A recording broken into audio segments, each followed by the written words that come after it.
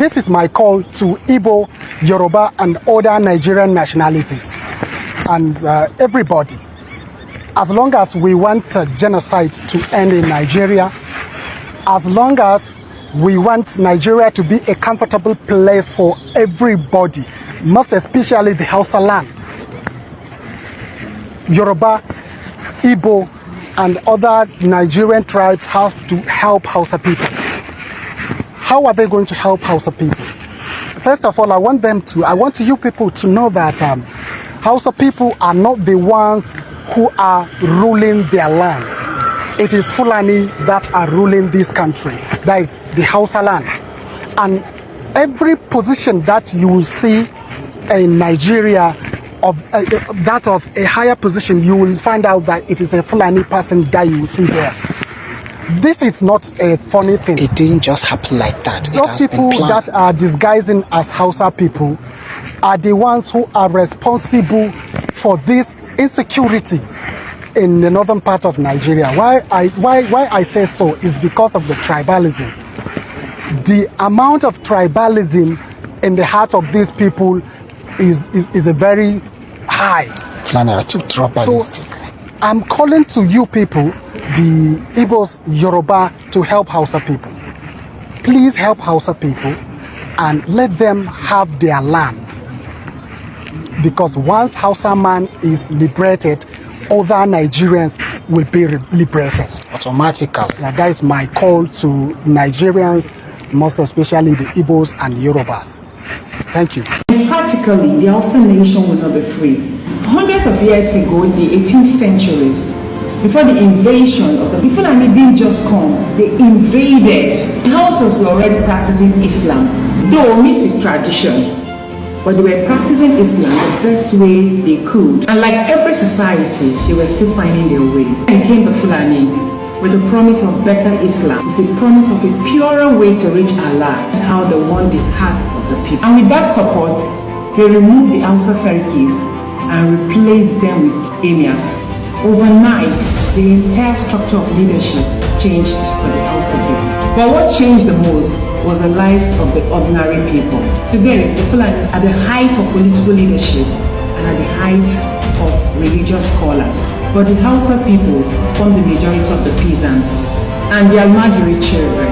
If the Almajiri system were truly designed to deepen religious knowledge, why don't the elite class send their children there? Why are Hausa children, especially the boys, the ones in the street, begging, sleeping on the bridge, looking dejected, traveling to the south in trailers and taking the most dejected jobs just to earn a living? Come to think of it, what future does a child raised like this have? Some become beggars, some become unskilled laborers, and some become megad, gatekeepers, working day and night just for survival. Some that seem lucky will serve an allergy and will gather some little money to be able to start a trade that's selling by the roadside. Some become tools in the hands of people who train them to obey without questioning.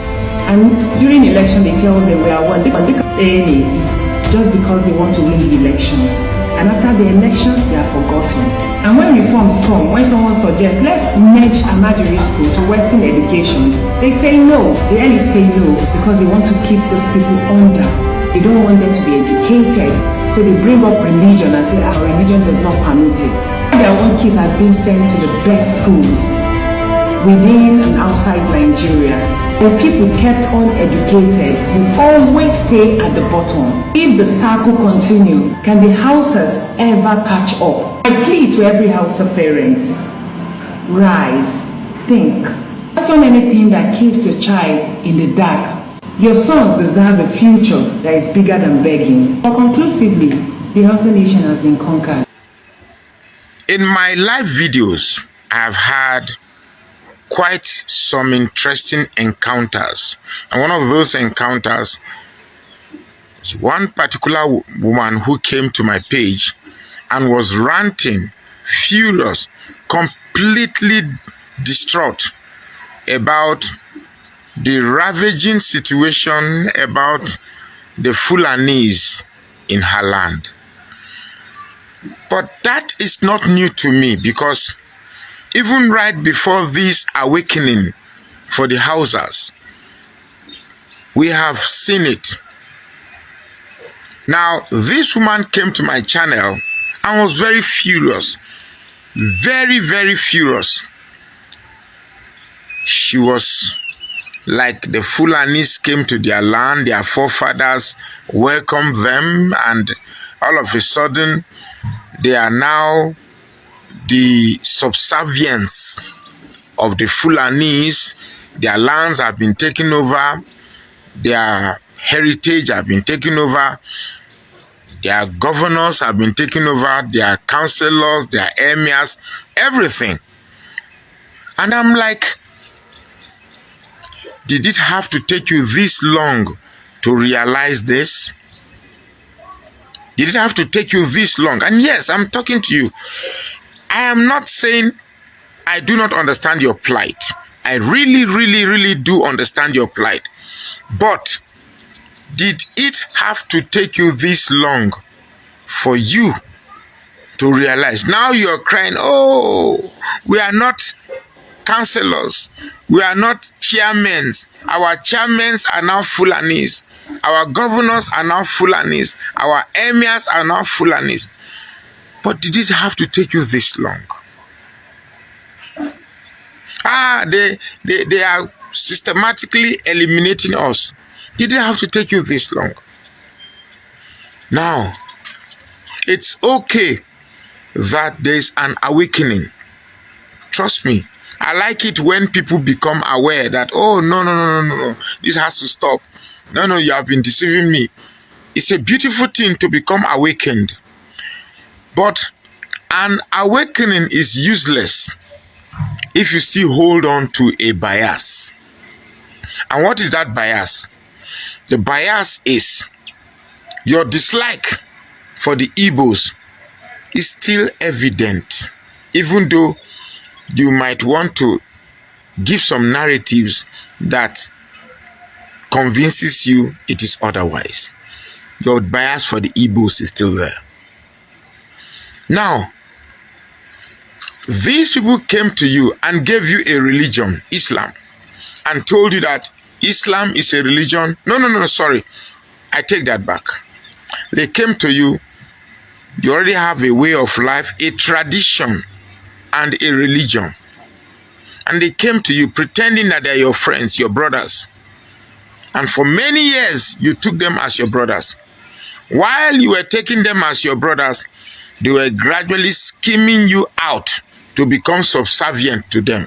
And whether you like it or not, pretend as much as you want. Indeed, you have become subservient to them.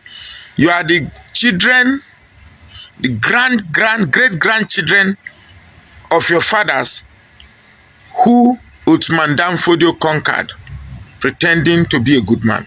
But they gave you a religion. No. A religion has bounded us together. In this religion, we are brothers. But in that brotherhood, you are my subservience. Let me repeat that again. We are all Muslims. We brought Islam. We gave you a different type of Islam. You total submission. You submit everything to Allah.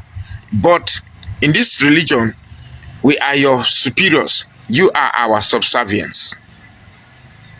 And many years, many years, you queued into that deception. Now you have realized, your eyes are open that, hey, this union is a deception to us. Now you want to be free. But in this awakening, there is still a bias. You say, no, we will not vote Peter Obi. Peter Obi is fraternizing with the Fulanis. Let me use this opportunity to say something. I am not stereotypic. I cannot be stereotypic. Igbos like money. Igbos will do anything from money. It's not every Igbos that does that. Yorubas are traitors. Yorubas are betrayers. It's not every Yorubas that are traitors. So, if we believe in that, I also want to believe that it's not every Fulanis that are extremists. So I feel your pain, the Hausa people. I really do. I really do feel your pain. But if you are truly awakened, to the realities of your oppressors, of your oppression, then you must take out all biases. You must take out all biases and face the reality. You want to be free? Truly be free. Being awakened is a first step to freedom. But being wise and not allowing emotion to dictate your decision is even being more awakened. Right now, I want you, first you are awakened, the first step is taken, is corrected. Now, you must try to be rational. Now you have identified your enemy. You have identified their agenda. In trying to be free, you must make friends, you must make alliances. And if you place religion above your realities, then you have decided to remain continuously in that subservience. So, Nigeria is at a precipice. Nigeria is at a precipice. What we can do to salvage ourselves is to live in the world of realism. And that realism is to pick people that are true, irrespective of their religion, irrespective of their region, irrespective of their race, and hand over Nigeria to them. So long as you cling on to these biases, we will continue to dwell in this quagmire situation we have found ourselves. My people, Nigeria, I want to talk about the people talk the Hausa different. Everybody they talk about the Hausa. You go see person they big, small picking they big. They are talking Hausa different. Me I'm confirm Hausa from Katsina. Now we get Katsina and Kano and Zamfara. But Hausa different. Hausa Fulani day, real Hausa day. So Hausa Fulani not be Hausa, but people there, everybody there say Hausa different. Hausa Fulani, that one now Fulani, not be indigenous of Nigeria. These people where then they beg, not be indigenous of Nigeria. Nigeria, they're not useless like this. Our people, real Hausa is not useless like these people where they don't come from Nigeria. No, now Fulani people not be Hausa, but then they talk say Hausa. Now we they call Maguzawa, now we get Kano and Katsina. Before we know they go church, we know they go mosque. But now some they go church, some they go mosque. We know they do classes, we know they insulting anybody where they get their own language. So our own language, inside our family, some they go church, some they go mosque. We know they insulting each other. We know they say this one see give the and that. We know they do that kind of nonsense. But people, if people think they go say Hausa, no, that one different. My name is Haruna Ismail KK from Katsina. That is why I talk. Between the best news. Yesterday I see one man say this is me show one small boy like this. Then say na Hausa. Not the Hausa na Fulani. Then get their own language, but when they speak Hausa, they don't grow inside Hausa. People get that from Niger, but they come stay with us. They are speaking their own language, then they speak Hausa. So everybody where they don't know they go say Hausa. No, might just stop that nonsense. He's the father of all Fulani in Nigeria. His name is Usman Danfodio.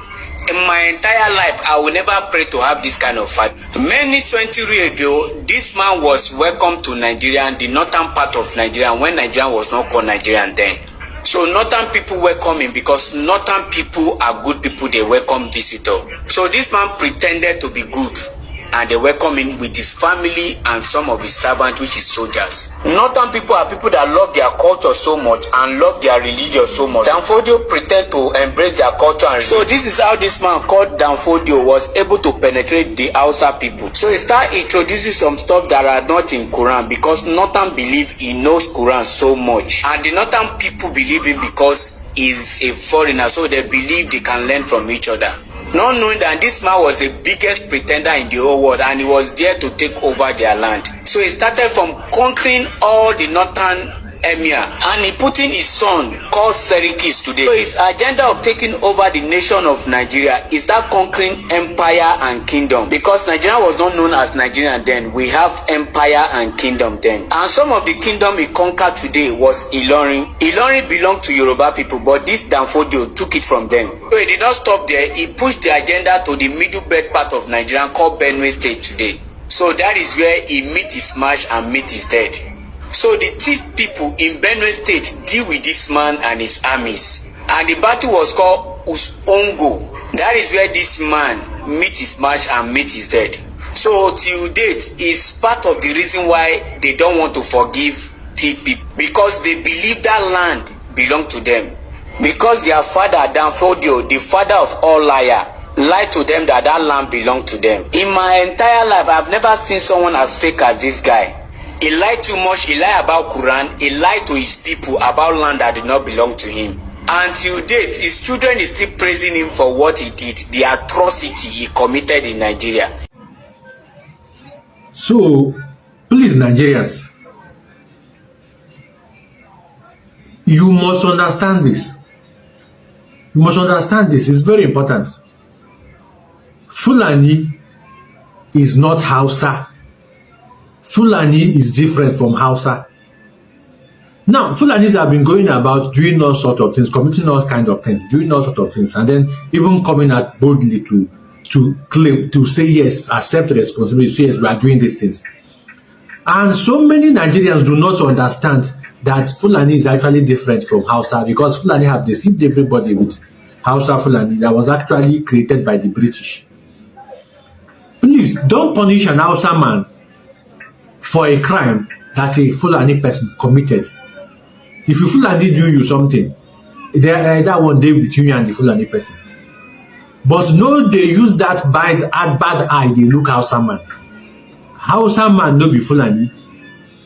Hausa man does not go about doing what Fulani people are doing. Hausa man mind his business most. So please, I beg, no use Fulani. They compare Hausa de bon, Fulani de bon.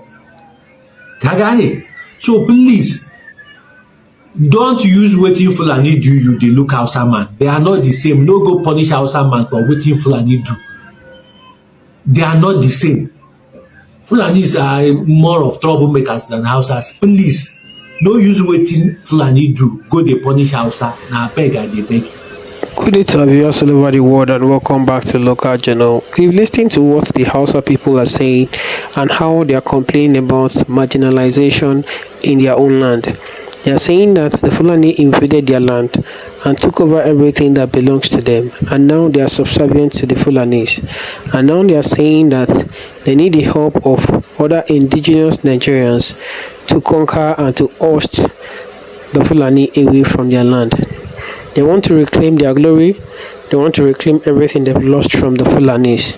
And now they are asking other Nigerians to come together, unite together with the Hausas, team up together with the Hausas, so that they can surmount this challenge of the Fulanis. Because if you see it, the fact that the Hausas had teamed up with the Fulanis in the past to cause chaos in Nigeria, we are not going to assist the Hausas.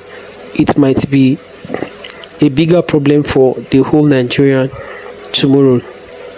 And that's the reason why we need to put away our differences and whatsoever hate or probably maybe resentment we nurture towards the Hausa people for their role they've played in the past, and come together as one Nigerians, as brothers, to fight this common enemy, because these people are the ones causing the problem we are facing in this country. And of course, it's visible to the blind. So of course, it's the right time for everyone to rise up and support the Hausa people, so that we can get hold of these people and take them away from this country, and so that this country can be a peaceful place for every one of us to stay. This is my opinion. Drop what you think about this in the comment section, and if today is your first time to visit our channel, please kindly like, share and subscribe to our channel.